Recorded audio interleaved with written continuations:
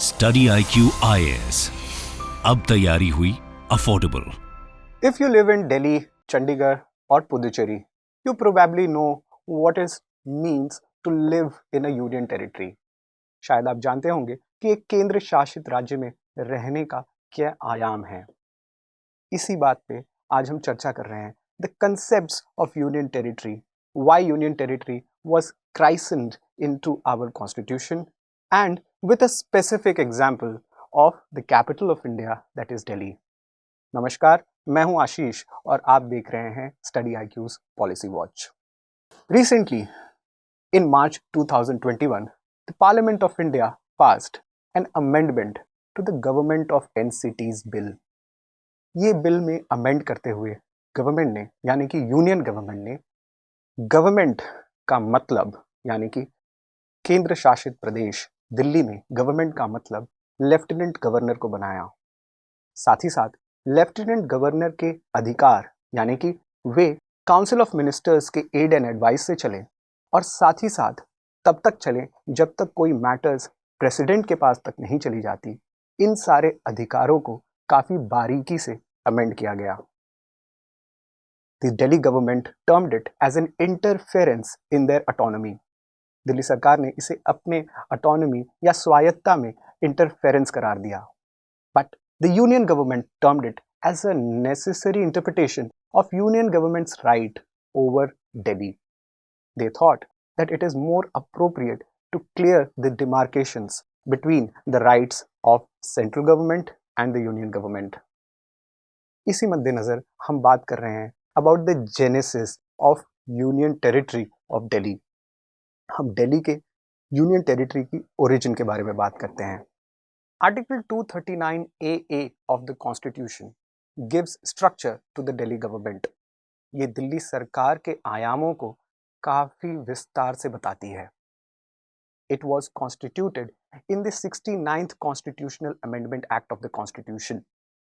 This act came in 1991. हालांकि इस act के आने से पहले बालाकृष्णन रिपोर्ट कमेटी साझा हुई जो 1987 में आई थी। इससे पहले ब्रिटिशर्स दिल्ली को डायरेक्टली गवर्न किया करते थे। दिल्ली में कोई अपनी लोकल ऑटोनोमस सरकारें नहीं थी। Even during the time of independence Delhi was a chief commissioner's province in part C of Britishers provincial classification. Britishers ने पार्ट ए, बी और सी में 1935 गवर्नमेंट ऑफ इंडिया एक्ट के तहत भारत के विभिन्न प्रोविंसेस को बांटा था। दिल्ली अपने अस्तित्व को अजमेर, मेरवाड़ा, कूर्ग, हिमाचल प्रदेश, बेरार जैसे अन्य कमिश्नर्स प्रोविंस यानी कि चीफ कमिश्नर्स प्रोविंस के साथ बांटती थी। उसे ऐसी स्वायत्ता नहीं मिली थी जैसे 1991 में दी गई थी। But a lot started when capital was shifted in 1911. Britishers decided to shift their capital from Kolkata to Delhi under a lot of hidden reasons. इसके बहुत सारे पीछे की कहानियां हैं। सबसे पहले historians argue that Britishers wanted to cut the roots of Indian nationalism which was increasing in Bengal.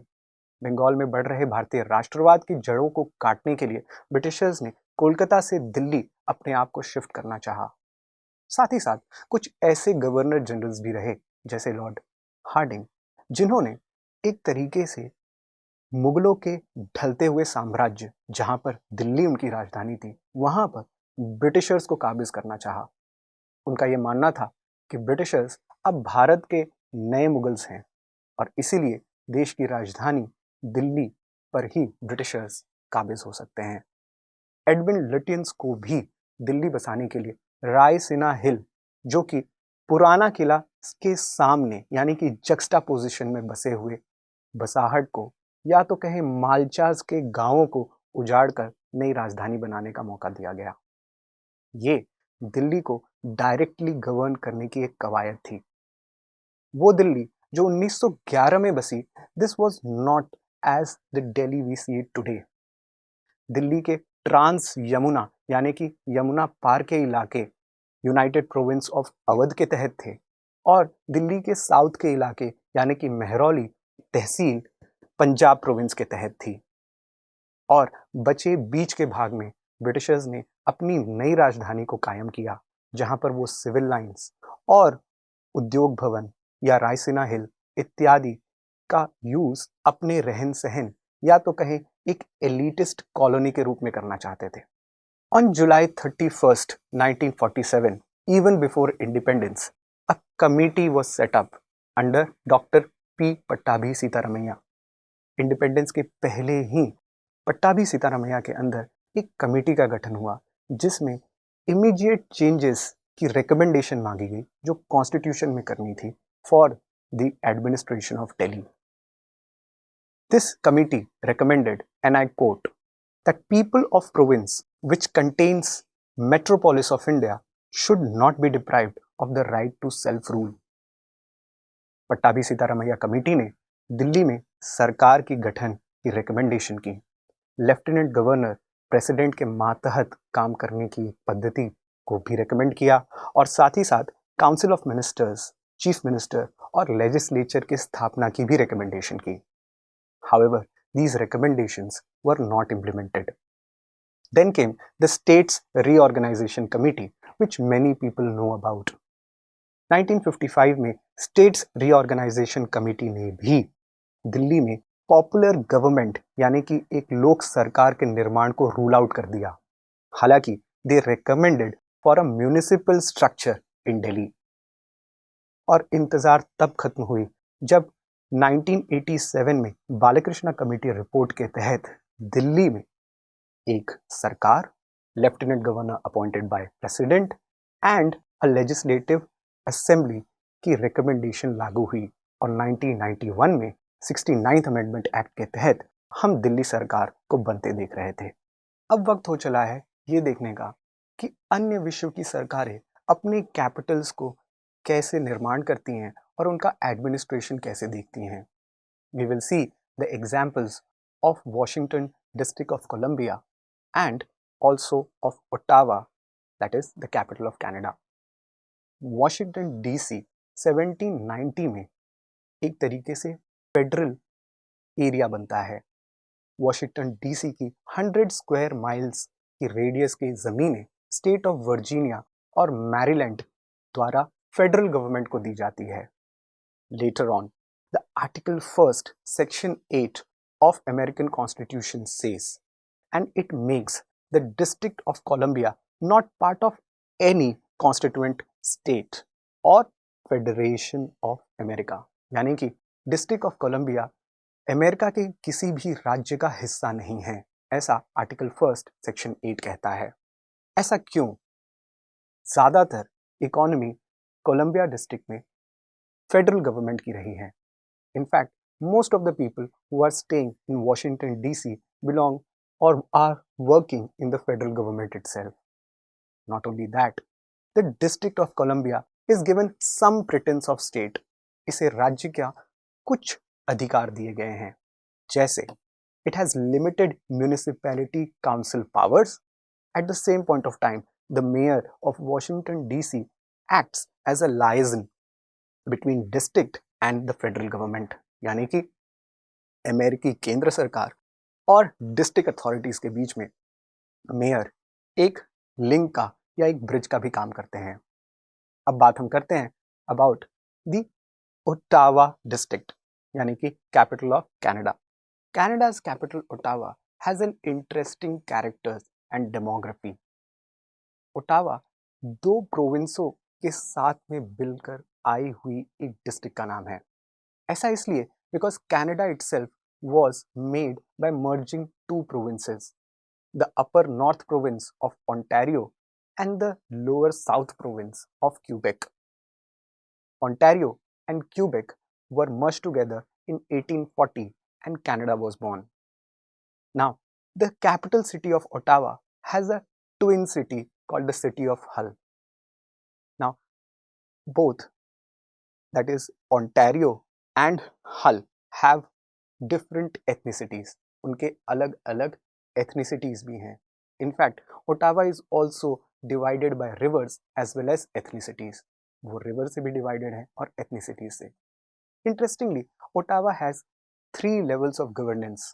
One is the old city municipality, second is the new city municipality, and the third level of governance is by both the province of Ontario and Quebec.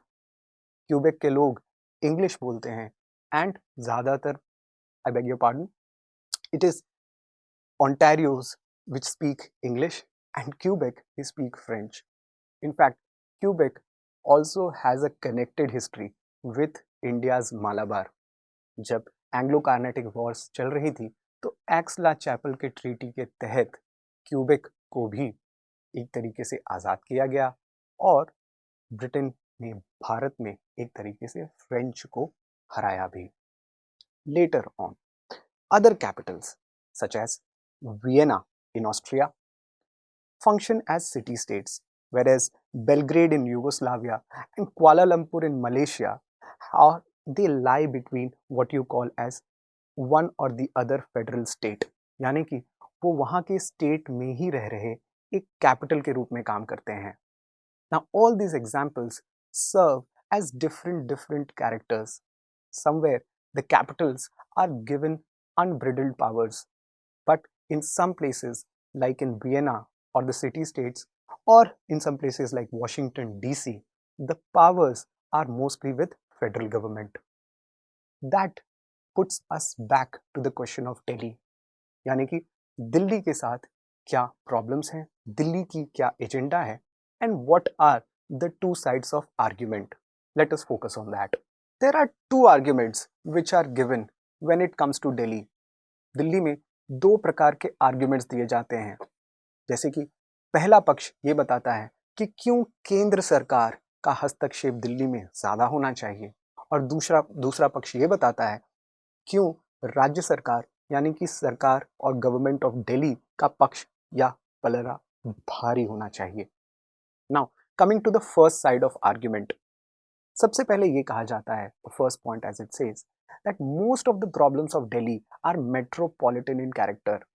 यानी कि दिल्ली की ज़्यादातर समस्याएं शहरी हैं, जैसे sewage, water, electricity, land etcetera. और इन सारी समस्याओं से निपटने के लिए म्यूनिसिपैलिटी या म्यूनिसिपैलिटी जैसे स्ट्रक्चर ही पर्याप्त हैं. राज्य सरकार के पावर्स को देना शायद कॉन्स्टिट्यूशनल पावर्स का हनन भी है. Second argument which it says that the union government has more stake in Delhi because Delhi is also nation's capital. It is associated also with the image of the central government. Hence, whatever happens in Delhi or whatever is going to happen in Delhi, उसकी जिम्मेदार केंद्र सरकार होनी चाहिए because it is the seat of union government. The third argument which is given is the multitude of elected representatives. It is said that Delhi has councillors, it has MLAs elected to the Legislative Assembly, and it also has members of parliament which go to the parliament, Lok Sabha as well as Rajya Sabha. Now, in presence of such large officialdom, not to forget, you also have the seat of President, Prime Minister, Supreme Court, and all other national agencies sitting right there in Delhi. This creates a lot of conflict, number one, confusion, and lastly, passing of buck. यानी कि शायद ये मेरा काम नहीं है, शायद वो उस एजेंसी का काम है, शायद ये थर्ड एजेंसी का काम है, इत्यादि इत्यादि. And the last thing which is said as a favored argument for the control of union government is that Delhi has an all India demographic characters. यानी कि दिल्ली में बसे हुए लोग पूरे देश से आते हैं. Hence, एक तरीके से दिल्ली की सरकार पूरे देश की सरकार होनी चाहिए. That means union government which also has a characteristic of all India federation या all India officers या all India elected representative should govern Delhi. Now coming to the other side of coin, इसी argument के दूसरे पहलू पे जो ये बताता है कि क्यों दिल्ली में राज्य सरकार या राज्य सरकार जैसी पावर्स का देना बहुत महत्वपूर्ण है.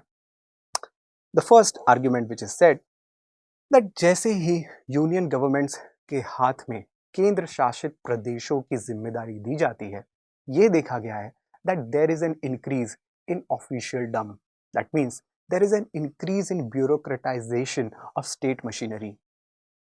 ऑफिशियल्स एक तरीके से इनसेंसिटिव और ऑटोक्रेटिक भी हो जाते हैं। इसका एक वैलिड एग्जाम्पल स्वर्गीय जगमोहन जी के लेफ्टिनेंट गवर्नरशिप के तहत दिया जाता है।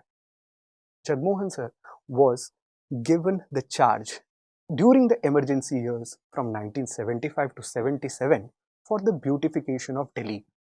और जब ये beautification किया गया, so in the name of beautification, large amount of slum demolition happened overnight in Delhi. In fact, people still remember it with the images of left being out in the bitter cold during the winter months of Delhi. The second argument which is given in the favor of statehood is that the union government should not be tasked with the day-to-day affairs of governing Delhi. केंद्र सरकार को शायद दिल्ली की local समस्याओं से अलग ही रखना चाहिए। केंद्र सरकार केंद्र द्वारा स्थापित लक्ष्यों पर निर्धारित होती हैं, वो नेशनल एजेंडाज को लेकर चलती हैं और शायद पार्लियामेंट का कीमती समय भी दिल्ली के आम जनताओं या दिल्ली के डे टू डे एडमिनिस्ट्रेशन से जूझना नहीं चाहिए, ये ज़्यादातर लोगों का मानना है। The last which is given is that the central government और the union government already has multiple authorities governing Delhi, यानी कि केंद्र सरकार के पास ऐसी बहुत सारी अथॉरिटी हैं जो दिल्ली में ऑलरेडी काम कर रही हैं। For example, NDMC, New Delhi Municipal Corporation, works largely under the control of Ministry of Home Affairs. Although NDMC has some representations from Delhi government also, but mostly under Ministry of Home Affairs. The state subject of police is also with the Ministry of Home Affairs, as the Delhi government has no right over it. Then Delhi Milk Scheme is one of the earliest schemes which Ministry of Agriculture still runs in Delhi. You also have the cantonment boards in Delhi, यानी कि cantt शहर जो Delhi cantt से भी मशहूर है, they work directly under the supervision of Ministry of Defense and do a lot of municipality works. And finally, you have the Delhi Development Authority, that is DDA, which works under Ministry of Urban Affairs and Housing. Not to forget, it is the DDA which prepares the master plans of Delhi. So, after looking at both sides of argument, what do you think is the real way for Delhi as a union territory to go about? Before we come to that conclusion, let me share with you some of the structural main problems that Delhi face. दो ऐसे बहुत बड़े structural problems हैं जो दिल्ली आज और आने वाले निकट भविष्य में फेस करने वाले हैं, and that is the number one problem of water. Water management in Delhi is precarious. During the summer months, Delhi is often seen asking for waters and water sharing agreements implementation with states like Haryana and Uttar Pradesh. Also, there is an increasing problem of pollution during the winter months, which is now a recurrent phenomena. हर साल दिसंबर, नवंबर, अक्टूबर में दिल्ली चोक होती है, and that is also related to the nearby states coming up emissions. Now, both of these problems require a concept of what you call as cooperative federalism, यानी कि संघीय ढांचे को अच्छे तरीके से राष्ट्र और राज्य की सुरक्षा एवं उत्थान में लगाया जाए। कोऑपरेटिव फेडरलिज्म अपने आप में स्टेटहुड और सेंटर के तालमेल का सबसे उत्तम नमूना है, और शायद ये भी दिल्ली के लिए उतना ही ज़रूरी है जितना अन्य राज्य जैसे हरियाणा और उत्तर प्रदेश या राजस्थान या दिल्ली से सटे अन्य या दिल्ली में आने वाले अन्य लोगों के लिए। So, coming to conclusion, what do you think is the way ahead? There are two balancing factors here, यानी कि यहाँ पर दो इच्छाएं हैं जो प्रबल तरीके से काम करती हैं।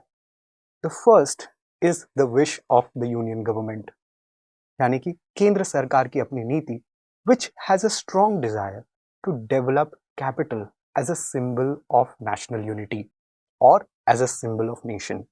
दिल्ली को भारत की राजधानी और भारत की राजधानी की तरह सिंबलिज्म के तहत प्रोजेक्ट करना, ये केंद्र सरकार की बहुत बड़ी डिजायर, मंशा और ज़्यादातर सही मंशा भी है।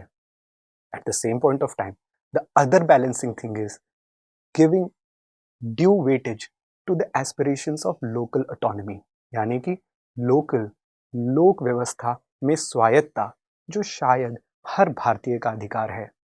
Under the concept of decentralised democracy, जहां पर हम डेमोक्रेसी यानी लोकतंत्र के 3 स्तंभों के भी बारे में बात करते हैं, दिल्ली में म्यूनिसिपैलिटी या स्टेटहुड का होना भी लोक स्वतंत्रता का एक सूचक होगा। और इन्हीं दो पक्षों को साथ में बैलेंस करना शायद दिल्ली के आने वाले एडमिनिस्ट्रेटिव चेंजेस की कड़ी बनेगी। Lastly, I would like to conclude with a section of what you call as history repeats itself. शायद इतिहास अपने आप को दोहराता है और इसका नायाब नमूना दिल्ली से ज़्यादा हमें नहीं मिल सकता। जैसे कि हमने पहले सेगमेंट में बात भी की कि 1911 में दिल्ली को कैपिटल बनाया गया वापस बाय ब्रिटिशर्स। उस समय एडविन लुटियंस, जिन्हें दिल्ली में आर्किटेक्चरल प्रोजेक्ट्स के लिए एक तरीके से चीफ आर्किटेक्ट नियुक्त किया गया, उनका सबसे बड़ा क्रिटिसिज्म ये रहा कि उन्होंने दिल्ली में बन रहे राष्ट्रपति भवन या नॉर्थ ब्लॉक, साउथ ब्लॉक या इंडिया गेट या अन्य मिनिस्टेरियल बंगलोज को ज़्यादातर पब्लिक एक्सेस नहीं दिया। In fact this was a project of Raj जो juxtapose itself against the waning Mughal authority. जो मुगल्स जा रहे थे, उनके ऊपर अपने आप को नए मुगल्स के तौर पर काबिज करना, ये ब्रिटिश सरकार का सबसे बड़ा आर्किटेक्चरल प्रोजेक्ट था। ये कहना लाजमी होगा कि आज जहां पर रायसीना हिल, जो सेंट्रल गवर्नमेंट की सीट है, वो ठीक अपने ऑपोजिट में पुराने किले के स्तंभों को देखती हैं।